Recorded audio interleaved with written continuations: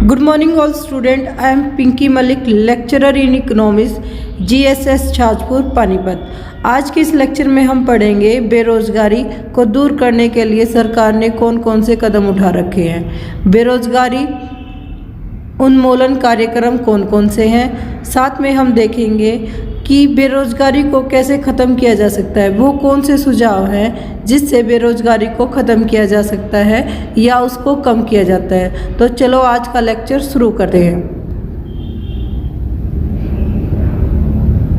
Measures adopted by the government to remove unemployment. सरकार द्वारा बेरोजगारी को दूर करने के लिए किए गए उपाय। बेरोजगारी उन्मूलन कार्यक्रम, एक आलोचनात्मक मूल्यांकन। बेरोजगारी को दूर करने के लिए सुझाव। सबसे पहले हम देखते हैं कि वो कौन कौन से मेथड्स हैं, कौन कौन से स्टेप हैं जो गवर्नमेंट ने अनएम्प्लॉयमेंट को कम करने के लिए उठाए हैं। Measures adopted by the government to solve the employment. इसके अंतर्गत हम पढ़ते हैं स्वर्ण जयंती ग्राम स्वरोजगार योजना, संपूर्ण ग्रामीण रोजगार योजना, प्रधानमंत्री ग्रामोदय योजना, स्वर्ण जयंती शहरी रोजगार योजना, प्राइम मिनिस्टर रोजगार योजना, development of small and cottage industry, लघु तथा कुटीर उद्योगों का विकास, मिनिमम नीड प्रोग्राम, न्यूनतम आवश्यकता कार्यक्रम, Mahatma Gandhi national rural development guarantee scheme जिसको मनरेगा भी बोला जाता है, 20 पॉइंट प्रोग्राम्स। अब हम इन पॉलिसीज़ के बारे में, इन सभी योजनाओं के बारे में विस्तार से पढ़ते हैं। स्वर्ण जयंती ग्राम स्वरोजगार योजना, यह योजना 1 अप्रैल 1999 को शुरू हुई थी। इस योजना के अंतर्गत गांव में भारी संख्या में छोटे छोटे उद्यमों की स्थापना की गई थी। छोटे उद्योगों को स्थापित करने का मुख्य उद्देश्य था कि लोगों को रोजगार दिया जाए। इसी वजह से इन छोटे छोटे उद्योगों को स्थापित करने के लिए सेल्फ हेल्प ग्रुप बनाए गए थे। इन उद्योगों को व्यक्तिगत रूप में तथा सामूहिक रूप में आत्मनिर्भर समूह के आधार पर संगठित किया गया था। आत्मनिर्भर समूह, जिसको हम सेल्फ हेल्प ग्रुप बोलते हैं, SHG। इससे अभिप्राय है कि व्यक्ति अपनी मदद से खुद अपने आस पड़ोस के व्यक्तियों के साथ सामूहिक रूप से ग्रुप में कोई भी डिसीजन ले सकते हैं। इन उद्योगों को स्थापित करने के लिए निर्धन लोगों को बैंक से ऋण तथा आर्थिक सहायता दी जाती है। यह योजना स्वरोजगार की अन्य सभी योजनाएं जैसे IRDP, integrated rural development programme and TRYSEM को भी सम्मिलित करती है। स्वर्ण जयंती ग्राम स्वरोजगार योजना गांव के बेरोजगार व्यक्तियों के लिए बनाई गई थी ताकि वो आत्मनिर्भर बन सके, क्योंकि गांव के व्यक्तियों का मुख्य व्यवसाय कृषि होता है। इसलिए यह योजना इस तरह बनाई गई थी ताकि वो छोटे छोटे उद्योगों, जो कि स्मॉल स्केल पर है, जो कि कुटीर उद्योग भी हो सकते हैं, वो स्थापित कर सके। और उन उद्योगों को स्थापित करने के लिए सरकार उन्हें आत्मनिर्भर बनाने के लिए सरकार उन्हें बैंक से सस्ते ऋण उपलब्ध कराती है।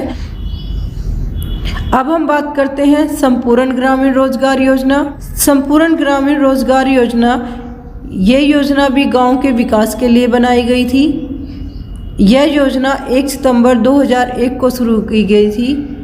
इस योजना के मुख्य उद्देश्य थे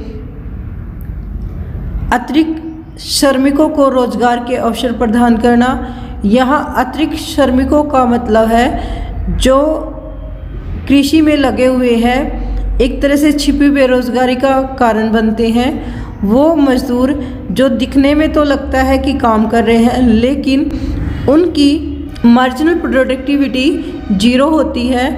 ऐसे श्रमिकों को रोजगार के नए अवसर प्रदान किए जाए। भारत में छिपी बेरोजगारी पाई जाती है और छिपी बेरोजगारी का मुख्य कारण यह है कि कृषि में जितने व्यक्तियों की आवश्यकता है, लेबर उससे ज़्यादा लगी होती है। अगर एक्स्ट्रा, जिसको हम अतिरिक्त बोलते हैं, श्रमिकों को कृषि से निकाल दिया जाए तो कृषि को भी उत्पादक बनाया जा सकता है। क्षेत्रीय आर्थिक तथा सामाजिक दशाओं के विकास पर बल देना। जैसे भारत का जो विकास हुआ है उसमें क्षेत्रीय असमानता अधिक है। कुछ स्टेट ज़्यादा विकसित है और कुछ कम विकसित है। तो यह योजना ग्रामीण क्षेत्रों की मदद से अक्षेत्रीय आर्थिक व सामाजिक दशाओं से विकास करना चाहती है। जब लोगों को रोजगार मिलता है तो उनकी न केवल आर्थिक स्थिति मजबूत होती है बल्कि सामाजिक स्थिति में भी सुधार होता है। तो ये संपूर्ण ग्रामीण रोजगार योजना लोगों के कल्याण के लिए है, जो न केवल आर्थिक उन्नति पर जोर देती है बल्कि सामाजिक दशाओं पर भी बल देती है। मूलभूत आधारिक संरचना के विकास पर बल देना। संपूर्ण ग्रामीण रोजगार योजना न केवल रोजगार पर जोर देती है बल्कि आधारिक संरचना जैसे बिजली, पानी, सड़कें, जो कि मानव विकास की मूलभूत आवश्यकता है और गांवों में इनकी काफ़ी किल्लत है, उसको ख़त्म करने के लिए यह योजना बनाई गई थी। जब तक लोगों की मूलभूत आवश्यकताएं पूरी नहीं हो सकती तब तक रोजगार उपलब्ध होने पर भी उन्हें रोजगार नहीं मिलता। नेक्स्ट, प्रधानमंत्री ग्रामोदय योजना। यह योजना सन 2001 में आरंभ की गई थी। इसका उद्देश्य ग्रामीण क्षेत्र में लोगों के जीवन स्तर में सुधार लाना था। उसके लिए 5 महत्वपूर्ण क्षेत्रों पर बल दिया गया था। जैसे हमने लास्ट संपूर्ण ग्रामीण योजना में पढ़ा कि आधारभूत आवश्यकताओं का पूरा होना जरूरी है। उन्हीं आवश्यकताओं पर प्रधानमंत्री ग्रामोदय योजना पर बल दिया गया था।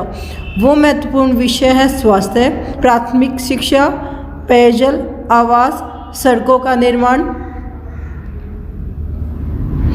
इस योजना के अंतर्गत 3 अन्य योजनाएं भी शामिल की गई थी। प्रधानमंत्री ग्राम सड़क योजना। इसका उद्देश्य 2007 तक 500 जनसंख्या वाले सभी गांवों में सभी मौसम में अच्छी तरह रहने वाली सड़क बनाना था। सभी मौसम में अच्छी रहने वाली सड़क बनाने का अभिप्राय है कि पक्की सड़कों का निर्माण किया जाए। गांव में जो सड़कें होती हैं वो कच्ची होती हैं और बारिश के मौसम में प्रॉब्लम क्रिएट करते हैं। तो उस प्रॉब्लम का सलूशन करने के लिए प्रधानमंत्री ग्राम सड़क योजना बनाई गई थी, क्योंकि गांव में अधिकतर लोग कृषि करते हैं और कृषि करने की वजह से उन्हें अपना अनाज, फसल शहर में पहुंचाने के लिए यातायात की ज़रूरत थी, लेकिन वो परिवहन, वो सड़कें उन्हें उपलब्ध नहीं हो रही थी। जो सड़कें थी वो काफ़ी कच्ची थी, जिससे उनकी फसल जल्दी ख़राब हो जाती थी। प्रधानमंत्री ग्राम सड़क योजना लोगों की आधारभूत आवश्यकताओं को पूरा करने के लिए बनाई गई थी, जिसका मुख्य उद्देश्य ऐसी सड़कों का निर्माण करना था जो हर मौसम में कामयाब हो सके, लोगों की समस्या का सलूशन कर सके।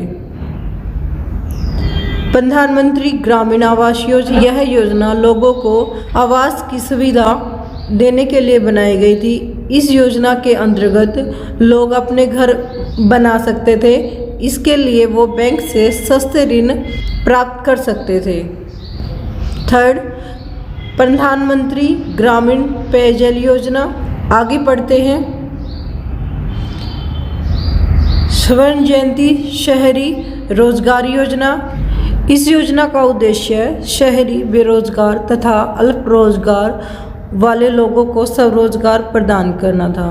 इस योजना के अंतर्गत 2 योजनाएं शामिल थी, शहरी स्वरोजगार कार्यक्रम, शहरी वेतन रोजगार कार्यक्रम। इस योजना का 75% खर्च केंद्रीय सरकार तथा 25% खर्च राज्य सरकार द्वारा वहन किया जाता था। नेक्स्ट, लघु तथा कुटीर उद्योगों का विकास। सरकार ने रोजगार के लिए लघु तथा कुटीर उद्योगों के विकास के लिए विशेष प्रयत्न किए। रोजगार को बढ़ावा तभी मिल सकता है जब लघु और कुटीर उद्योगों का विकास हो, क्योंकि लघु और कुटीर उद्योगों में रोजगार के अधिक अवसर होते हैं। इन उद्योगों में मशीनों का कम प्रयोग होता है, जबकि श्रम का अधिक प्रयोग होता है। अल्पविकसित देश और विकासशील देश जहां जनसंख्या अधिक होती है और लोगों को रोजगार नहीं मिलता, श्रम आसानी से उपलब्ध हो जाता है, वहां लघु तथा कुटीर उद्योगों का विकास करना अपने आप में रोजगार का सृजन होता है, क्योंकि लघु उद्योग और कुटीर उद्योग न केवल निर्माण करते हैं बल्कि रोजगार का भी सृजन करते हैं। इसलिए सरकार ने लघु तथा कुटीर उद्योगों का विकास किया। इसके माध्यम से उन्होंने 6 करोड़ लोगों को रोजगार दिया। सूक्ष्म लघु मध्यम उपकरणों के माध्यम से 6 करोड़ लोगों को रोजगार प्राप्त हुआ। लघु उद्योग किसे कहते हैं? वर्ष 2006 के अनुसार लघु उद्योगों में उन सब कारखानों को शामिल किया जाता है जिसमें 5 करोड़ तक की पूंजी का मशीनों तथा संयंत्रों में निवेश हुआ हो, जबकि कुटीर उद्योग वे उद्योग होते हैं जिनमें मशीनों का प्रयोग कम होता हो। इसमें एक व्यक्ति अपने परिवार के सदस्यों की सहायता से ही कार्य करता हो। कुटीर एक तरह से लघु उद्योग होते हैं जिसमें कम पूंजी का प्रयोग किया जाता है। इसमें काम करने वाले जो व्यक्ति होते हैं वो एक ही परिवार से या सगे संबंधी रिश्तेदार होते हैं जो मिलजुल कर काम करते हैं। कुटीर उद्योग से रोजगार को बढ़ावा मिलता है। नेक्स्ट, न्यूनतम आवश्यकता कार्यक्रम। 5वीं योजना में निर्धन लोगों के जीवन स्तर को ऊंचा उठाने के लिए न्यूनतम आवश्यकता कार्यक्रम लागू किया गया था। यह कार्यक्रम निम्नलिखित बातों को शामिल करता है: प्रारंभिक शिक्षा, प्रौढ़ शिक्षा, ग्रामीण स्वास्थ्य, ग्रामीण जल आपूर्ति, ग्रामीण सड़कें, ग्रामीण विद्युतीकरण, ग्रामीण आवास, शहरी तंग बस्तियों में पर्यावरण को सुधारना तथा पोषाहार यानी कि लोगों को अच्छा आहार, उनकी बेसिक नीड को पूरा करना। यह कार्यक्रम निर्धन तथा कमजोर वर्ग के लोगों के लिए काफ़ी उपयोगी सिद्ध हुआ है, क्योंकि यह मानव विकास के लिए जो बेसिक नीड्स है उनको यह योजना पूरी करती है। बेसिक नीड्स को यह योजना पूरी करती है। अगर व्यक्ति की बेसिक नीड पूरी होती है तो मानव विकास को बढ़ावा मिलता है और जिससे वो अच्छा रोजगार प्राप्त करता है। बेरोजगारी उन्मूलन कार्यक्रम एक आलोचनात्मक मूल्यांकन। बेरोजगारी को खत्म करने के लिए, कम करने के लिए अलग अलग योजनाएं बनाई सरकार ने। उन योजनाओं से देश की अर्थव्यवस्था में कुछ बदलाव आया है। उन योजनाओं से बेरोजगारी में कुछ परिवर्तन आया है। भारत के श्रम बल संरचना में परिवर्तन आ चुका है। जहां पहले ज़्यादातर व्यक्ति कृषि कार्यों में लगे हुए थे, अब वो सेवा क्षेत्र में लगे हुए हैं। सेवा क्षेत्र में रोजगार के अवसरों का सृजन हुआ है। सेवा क्षेत्र के विस्तार के कारण लघु उद्योग तथा और कुछ विशिष्ट उपकरण हैं वो बहुराष्ट्रीय कंपनियां MNC कंपनियों के साथ कंपटीशन कर सकते हैं। बेरोजगारी उन्मूलन कार्यक्रम की उपलब्धि ही है जिससे लोगों का जो रोजगार है वो कृषि क्षेत्र से सेवा क्षेत्र की तरफ गया है। ये हम इस टेबल से देख सकते हैं। 1951 में जहां प्राथमिक क्षेत्र में 72% लोग काम करते थे, 2011 में वो 48.9 है। द्वितीयक क्षेत्र में काम करने वाले व्यक्तियों की जो परसेंटेज थी वो 10 थी, वो बढ़कर 2011 में 24% हो गई है। तृतीयक क्षेत्र में 17% थी 1951 में, 2011 में बढ़कर वो 26% हो गई। इस तरह धीरे धीरे श्रम बल की संरचना में परिवर्तन हुआ है। नेक्स्ट, बेरोजगारी उन्मूलन कार्यक्रम की असफलता। बेरोजगारी उन्मूलन कार्यक्रम के अंदर हमने बहुत सारी योजनाओं की स्टडी करी, लेकिन वो योजनाएं इतनी कारगर साबित नहीं हुई है क्योंकि बेरोजगारी पूर्णतः ख़त्म नहीं हुई है। अब भी शहरी बेरोजगारी, छिपी हुई बेरोजगारी, शिक्षित बेरोजगारी इंडिया में है। शिक्षित बेरोजगारी लगातार बढ़ रही है। बेरोजगारी के लगातार बढ़ने के पीछे कई कारण थे, जिससे बेरोजगारी उन्मूलन कार्यक्रम असफल हुआ। छोटे, लघु और कुटीर उद्योगों का कम विकास हुआ है। हमने योजना बनाई थी कि हम लघु और कुटीर उद्योगों का विकास करेंगे, लेकिन कंपटीशन के टाइम में एमएनसी कंपनियों के साथ कंपटीशन करने के लिए ग्लोबलाइजेशन के टाइम में लघु और कुटीर उद्योगों का इतना विकास नहीं हुआ है, जिससे रोजगार का सृजन नहीं हुआ। मानव विकास की मूलभूत आवश्यकताओं की कमी। मानव विकास के लिए जो मूलभूत आवश्यकताएं हैं, पानी, स्वास्थ्य, शिक्षा, उन सब की अब भी भारत में कमी है। शिक्षा प्रणाली का रोजगार उन्मुख न होना। आज के टाइम जो हमें शिक्षा दी जाती है, जिस तरह की शिक्षा प्रणाली देश में प्रचलित है, वो शिक्षा रोजगार उन्मुख नहीं है, जिससे शिक्षित बेरोजगारी लगातार बढ़ रही है। जागरूकता की कमी। लोग अब भी रोजगारों के अवसर खोजने की बजाय शहरों की तरफ माइग्रेट होते हैं। स्वरोजगार योजना के अंतर्गत दी गई सुविधाओं का लाभ नहीं उठा पाते, क्योंकि जो अधिकतर लोग हैं वो अनपढ़ है। अधिकतर लोग अनपढ़ है, इसलिए वो इन योजनाओं का फ़ायदा नहीं उठा पा रहे हैं। जनसंख्या में वृद्धि। बेरोजगारी का एक प्रमुख कारण है जनसंख्या में लगातार होने वाली वृद्धि। सरकार ने बेरोजगारी उन्मूलन के लिए अलग अलग योजनाएं बनाई, लेकिन वो योजनाएं इतनी कारगर साबित नहीं हुई ताकि वो सभी लोगों को रोजगार के अवसर उपलब्ध करा सके।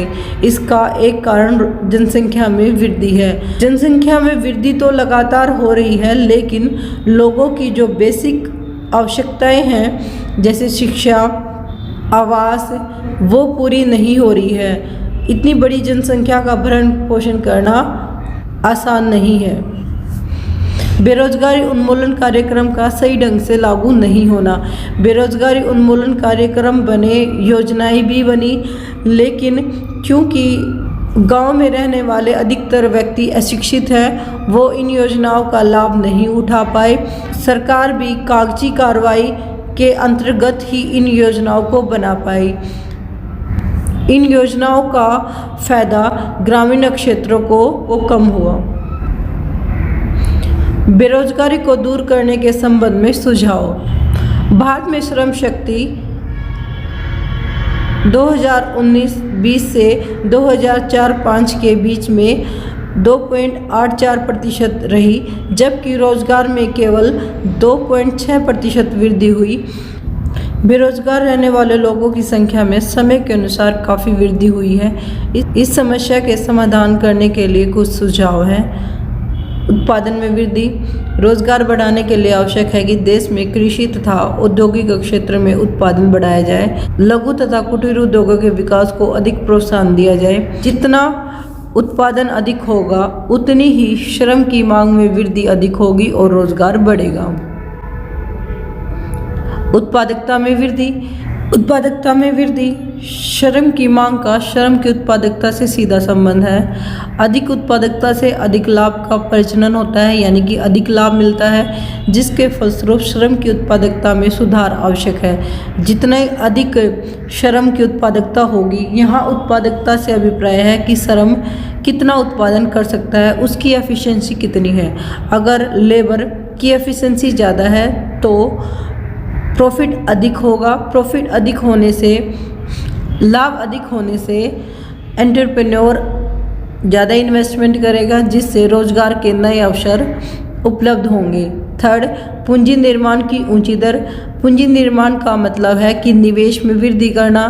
पूंजी निर्माण जितनी अधिक होगी, जितने ज़्यादा एंटरप्रेन्योर नए उद्योग धंधों को आरंभ करेगा, रोजगार उतना ही अधिक निर्मित होगा, रोजगार उतना ही सृजित होगा। देश में पूंजी निर्माण की दर ऊंची रखनी चाहिए।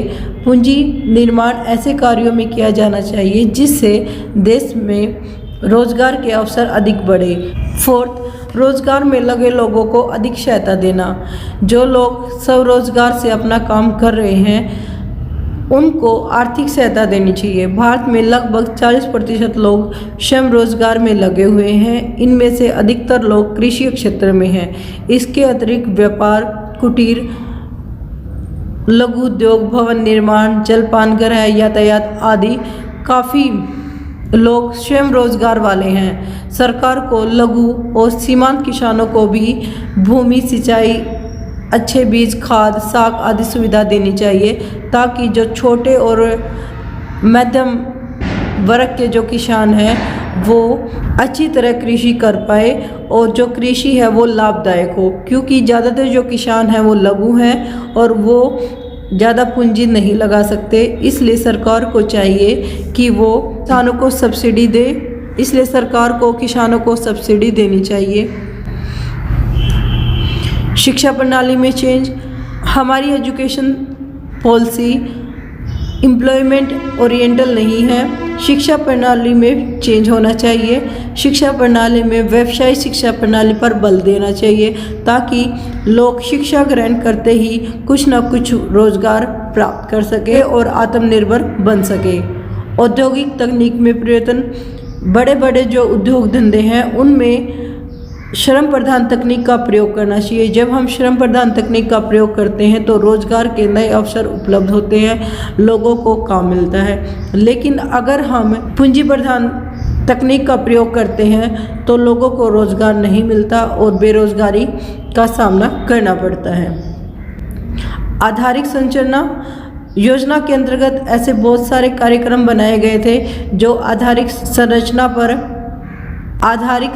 संरचना योजना के अंतर्गत ऐसे कार्यक्रमों को अधिक महत्व दिया गया था जिससे आधारिक संरचना का विकास हो सके। लेकिन आधारिक संरचना अब भी दूसरे देशों के कंपैरिजन में काफ़ी कम है, तो हमें आधारिक संरचना को बढ़ावा देना चाहिए जिससे रोजगार का स्तर बढ़ सके।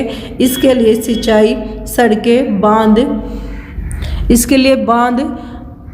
बनवाना चाहिए। साथ ही बाढ़ नियंत्रण बोर्ड बनाना चाहिए। बिजली, कृषि, वन, ग्रामीण विद्युतीकरण, भूमि संरक्षण, लघु उद्योगों का विकास करना चाहिए। ये निर्माण आधारिक संरचना को मजबूत करते हैं, बढ़िया बनाते हैं, साथ ही रोजगार का सृजन करते हैं। कंक्लूजन में हम कह सकते हैं कि जो बेरोजगारी है वो एक गंभीर समस्या है जिससे निपटने के लिए न केवल सरकार को बल्कि लोगों को भी जागरूक होना आवश्यक है। इसके लिए जरूरी है कि मानव विकास हो। सरकार ने जो बेरोजगारी उन्मूलन के कार्यक्रम बनाए हैं उनको सही ढंग से लागू करे, तभी बेरोजगारी की समस्या पर नियंत्रण किया जा सकता है। आज के लिए इतना ही। धन्यवाद।